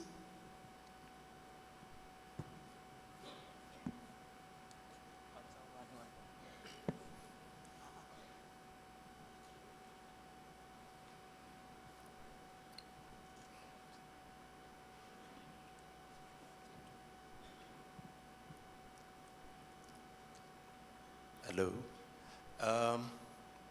My name is Bright Fukumbwe from MCOS and Industry. I have a question for the Minister with regard to the statistics of students in particular courses that are graduating from our universities and different vocational training centers. And my question being, are we getting the statistics annually per course and per university in terms of how many are actually able to get the job on the market? And are we also in picture as to those particular trades that we keep channeling out students and not being able to employ them? I think as the industry, we would also want to know the specific figures of those so that we know even if we are to create and take more students, which field are we likely to all come up together, even with the SMEs, to encourage engagement there in terms of employment. Because very soon we will be having graduations up, and it's just of concern that out of the 10,000 students from that particular university, is it 25% that have been absorbed? And if the 75 is not, where is more of the students or courses that are now irrelevant and we keep channeling students to train. That's my question, Honorable Minister. Thank you very much, Mr. Bugumbu.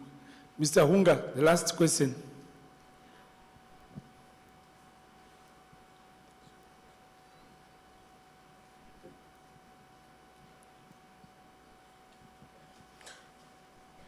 Thank you. My name is Moses Unga, coming from the NEC Insurance. Our president says, Nyika inovakwa nevene vayo. I'm glad when the ministry came up with this symposium. The symposium really brought us together. I'll explain. We are a trade union that was not aligned to none of the two organizations, ZCTU or ZFTU. Why? We really feel there should be unity of purpose. As a country, we need to move as one. A house that is divided against itself will not stand. We've got a new dispensation. So certain things need to change. We need to shift certain things in order for us to achieve the goals that we are talking about here. Yesterday I was watching an article where Minister Superman Dwanzira was speaking about kupwanywa kwedzimba. Wakapa an example and an idea to say we need to stop this happening because it's biting us back as government. And then I saw Councillor Moroyo, who happened to be a friend of mine as well, came through with some councillors and they defended.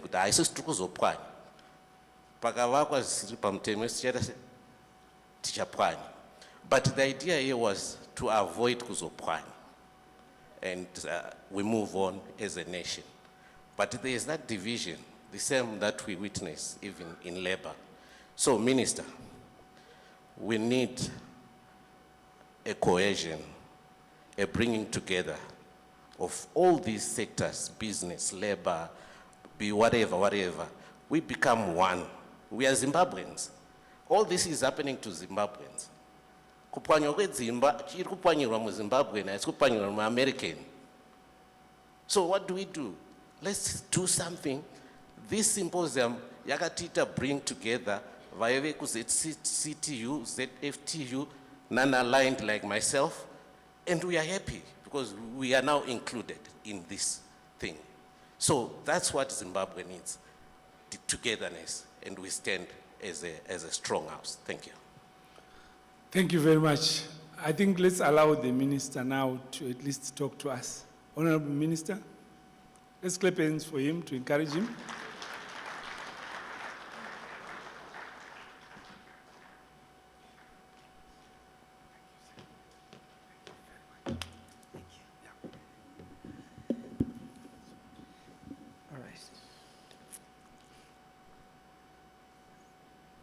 Thank you, Director of Ceremonies. The organizers of the Zimbabwe Labor and Employment Summit, the Zimbabwe Congress of Trade Unions, that's organized labor, including ZFTU, MCOs, business partners and executives, government officials here present. Let me also recognize the presence of founders, learners, who are also attending to this important summit. I will respond to all your questions in terms of labor-related issues, skills, economic issues, and investment issues. But I'll give you a bit of a background that in 2018, the government of Zimbabwe conducted a Zimbabwe National Skills Audit. Yes, it's more than 3 years old now, but that is one of the bases in terms of how we ended up with the current analysis and parameters that we have, but also in terms of the magnitude of the challenges that continue to exist in our nation in terms of skills mismatches between what the universities have been able to supply to the labor market and what industry or business requires in order to grow the economy. So principally, this is what generally happens in an economy. The most important and critical resource for any nation is its people, which in terms of employment becomes the human resource. This is the most important and dynamic resource that we have. What distinguishes Zambia and Zimbabwe is its people. Yes, we have differences in terms of the geography, in terms of the resources that we have, but the performance of an economy is mainly determined by the people, by the population that reside in a particular jurisdiction. I'm glad that national employment councils are participating, and we also want to invite national employment councils to the Ministry of Skills Audit and Development so that we can work together to identify the critical skills that are missing, that are deficit within each and every strata as we work together under a whole of government approach and a whole of society approach in order for us to come up with a sustainable and resilient and robust model that will see our country industrialize and grow the economy.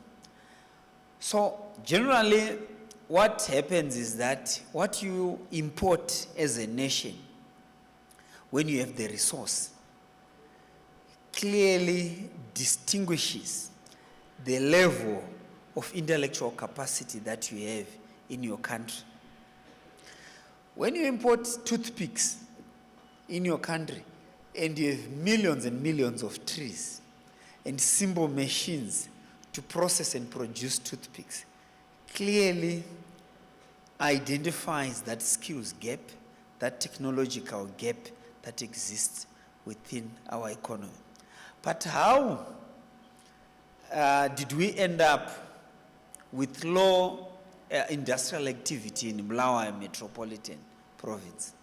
It is that gap in terms of knowledge and skill. The 2018 skills audit clearly identified the variation of between 70 to 90% in terms of deficiency, in terms of skills development, in terms of skills shortages across all sectors of the economy, but mainly in engineering, sciences and technology. And the worst affected was the health sciences arena. This is where there's a huge skills shortage. But in terms of the thousands of graduates that we have, 20, 30,000 graduates per year across various colleges, private institutions, and universities, versus the industry requirements, there is a huge skills mismatch.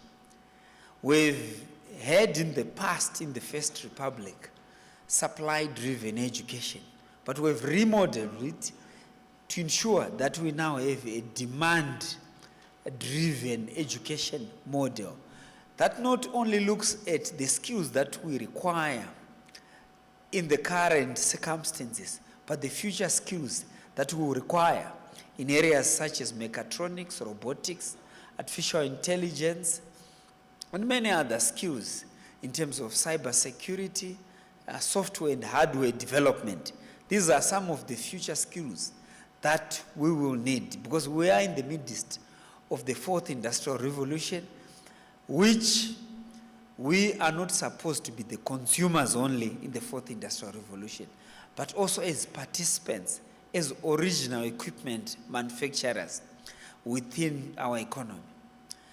But the analysis that we have done,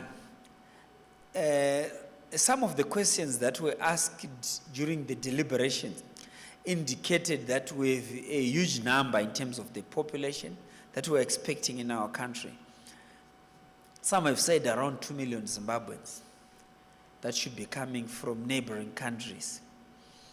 How best can we tap into this diaspora skills database? Yes, we have officials at all border posts collating information about the level of skill, the expertise, the particular region. And this is the analysis that is taking place currently. But we're not only dealing with the diaspora skills audit within the region, but we're also looking beyond, including in the Americas, in Europe, in Asia. We are working to ensure that we can manage to reverse brain drain into brain gain. But how have we been in a position to develop this? We're working together with partners. We're also working together with the Ministry of ICT, Postal and Courier Services for us to be able to document using digital platforms the critical skills that are required for us to be able to develop our economy. Yes, I had comments from the organizational development expert in terms of the culture, in terms of the structure, and also in terms of the strategy. Do we need change agents in order to transform the culture that we have in our nation? Is the employment of biometric systems going to ensure that we move from production to productivity across the nation? How do we come up with sustainable models that can support the growth of our economy? For so many decades, we've had challenges in terms of power generation. Our power station, which is a thermal power station, is also another example where, as academia and industry, we failed to reverse engineer a thermal power station, which we found fully functional, which is a key enabler in terms of economic development. So when you analyze the total import bill that we have as a nation, yes, we import fruits, we import toothpicks, as I've indicated, we also import shoes, we import clothes, we import mawivi, we import some of the things that we should be having capacity to be able to produce. So the moment you have a huge import bill in terms of the balance of trade, it automatically means that you are creating jobs somewhere else. In the same manner, when you export raw materials, you're also exporting the jobs. I'll give you an easy illustration. For this year's tobacco marketing season, the price of tobacco per kg was, in the majority of cases, 33 cents per kilogram, to a maximum perhaps of $4 per kilogram. But the value of processed tobacco, let's say even a cigar or a finished product, ranges from between $600 to $1,000. So the movement, the price discrepancy from 33 cents per kg to $600 per kg automatically means that this is the skills gap that we are experiencing in our nation. The fact that in the majority of cases, most Zimbabweans seek medical services elsewhere within the region or abroad, overseas, it automatically means that we are creating employment opportunities in those jurisdictions. The fact that we export timber from Manicaland, from Matabeleland North, then we import the furniture, automatically means that as we export the raw material and we import the finished product, we've exported our taxes, we've exported part of our GDP or part of our GNI, we've also exported the majority of the jobs to that particular jurisdiction. So what do we need as a people? I trust this platform brings together government, industry, business, and also labor for us to find solutions on how best we can come up with import substitution programs. National employment councils, organized labor, remain critical as we work together to audit, to skill, to upskill, and also to reskill. The fact that in Africa, in the majority of cases, the phones, the telecommunications equipment that we utilize in our nation, the majority of the active infrastructure or the last mile connectivity adds to the import bill. It means we are creating jobs in the fourth industrial revolution to other jurisdictions. And we are consumers of other nations' knowledge and technology. So whenever you import maize, whenever you import clothes, what you are basically importing is knowledge, is the skill that you are importing. Whenever you import electricity and it adds to your import bill, where you have an opportunity to be able to convert the sun, tap it on a surface to generate electricity, you have 8 hours of sunshine given by God for free. You don't have to pay for it. So what we need is solar technology skills in order to ensure that we deal with load shedding and we deal also with industrialization. For electricity is a key enabler in terms of industrialization.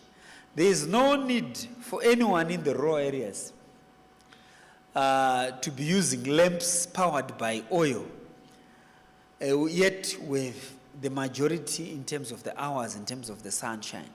The same applies with millions of tons, if not billions of tons of coal. With the correct sulfur content, with the correct VM, with the correct properties, and we generate a lot of graduates in the electrical engineering sector. But can they make the machines that can produce electricity? This is the question. These are some of the issues that this summit should be able to provide responses to. The National Railways of Zimbabwe is headquartered in Bulawayo Metropolitan Province. It's not here by accident. The mechanical engineering workshops are not functional for now.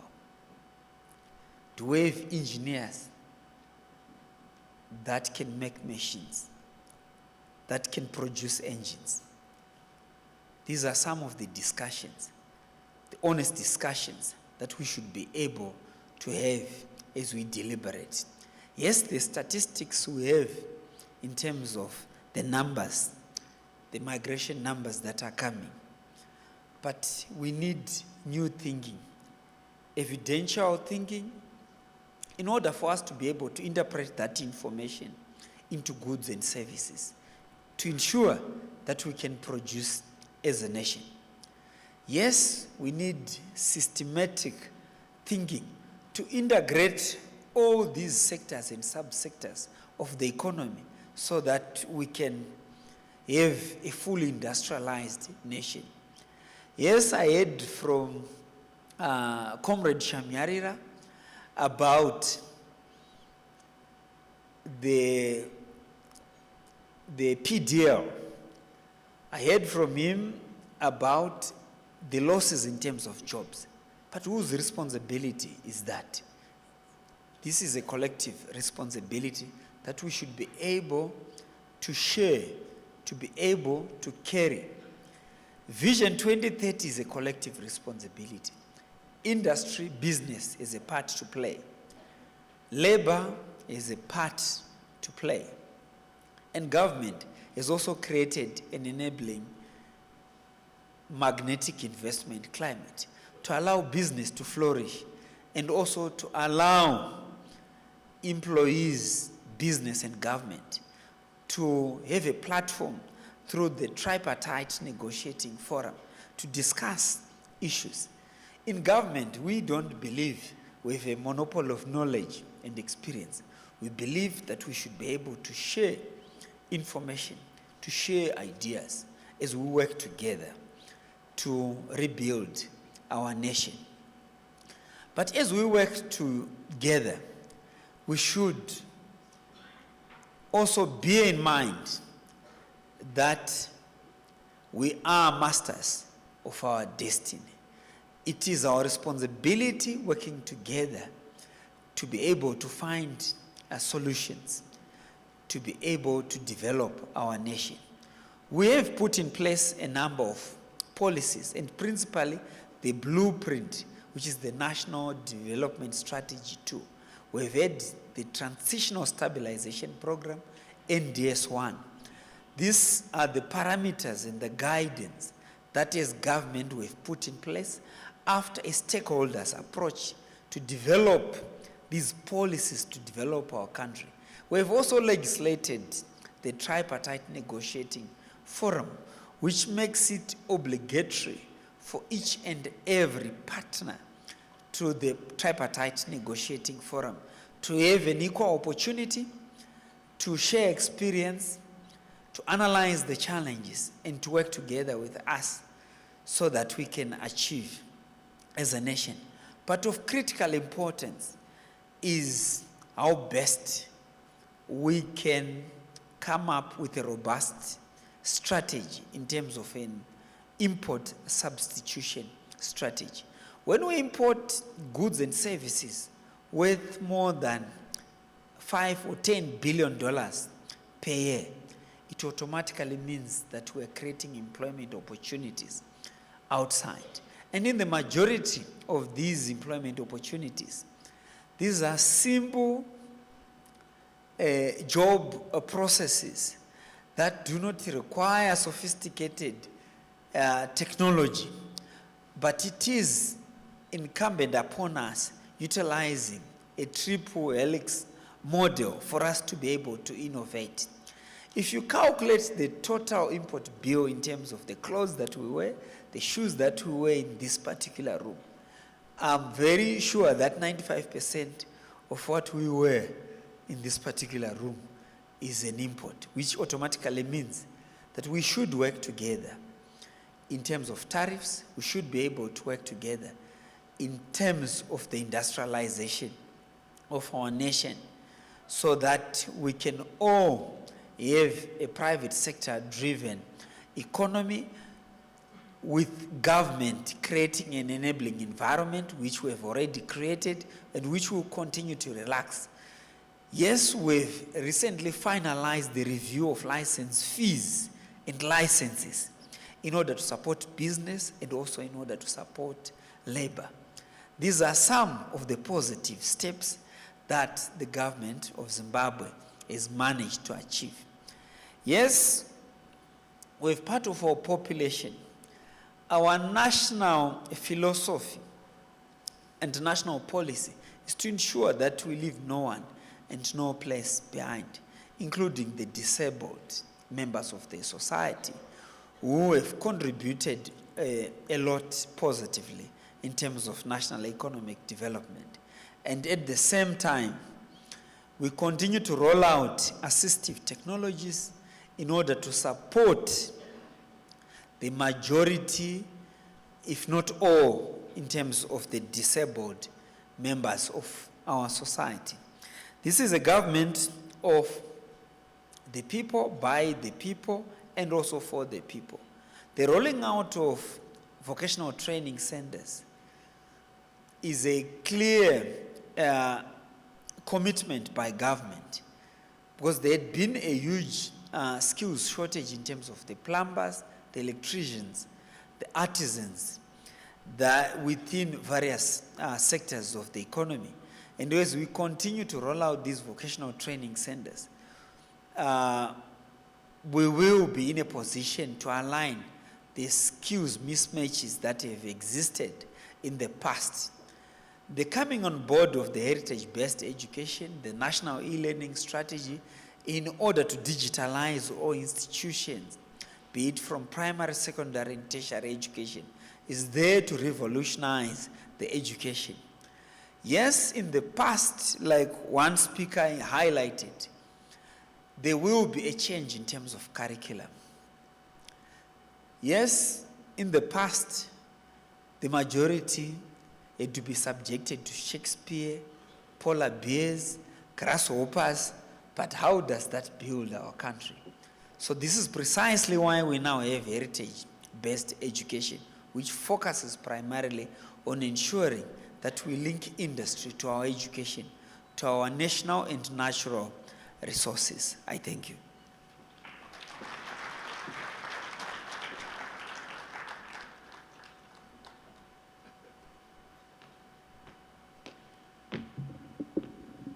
Thank you. Let's give another round of applause to the Honorable Minister.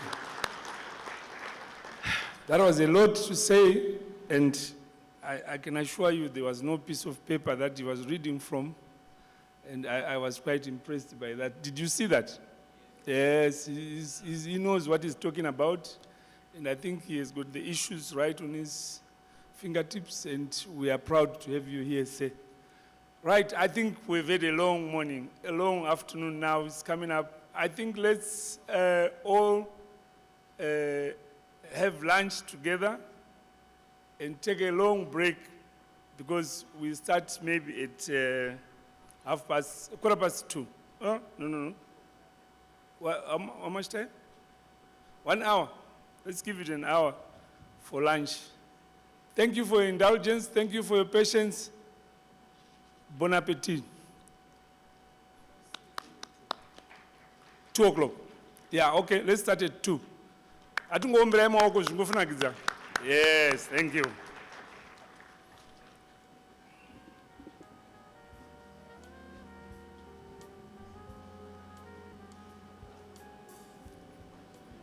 Founders, you must join us for lunch. Sumukai. And your lunch is where there was the registration. Please go there for the students, yeah? Thank you. Hi. Everyone else, hall 1.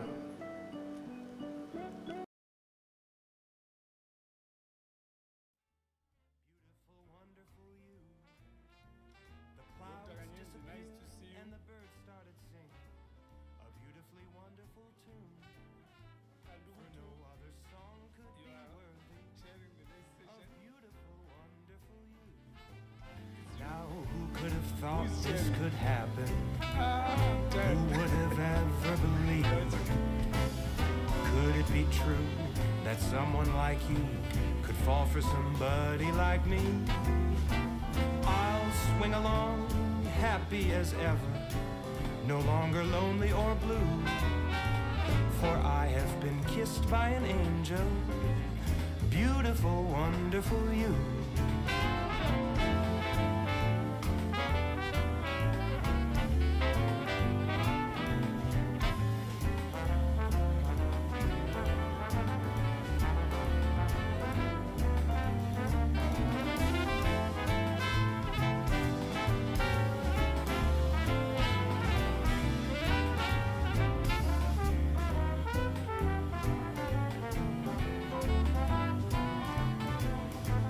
Now who could have thought this could happen?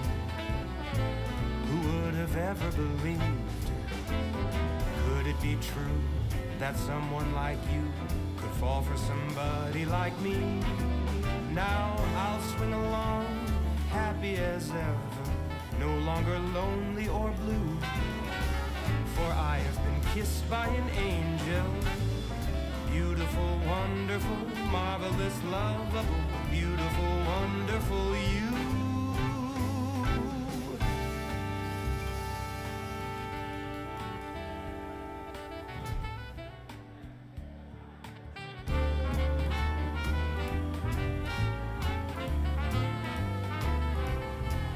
I was swinging along, minding my business, when suddenly out of the blue, just like a present from heaven, beautiful, wonderful you.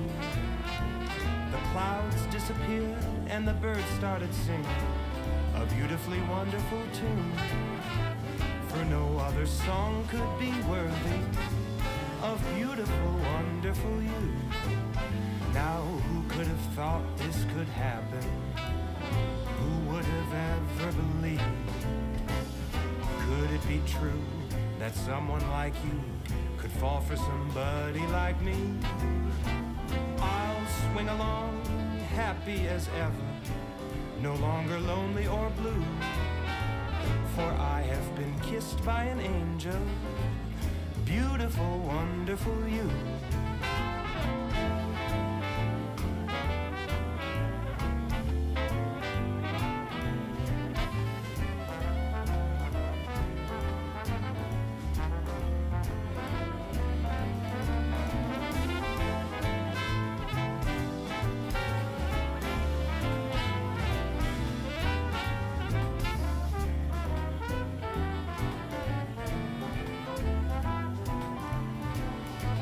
Now who could have thought this could happen? Who would have ever believed? Could it be true that someone like you could fall for somebody like me? Now I'll swing along, happy as ever, no longer lonely or blue. For I have been kissed by an angel, beautiful, wonderful, marvelous, lovable, beautiful, wonderful you.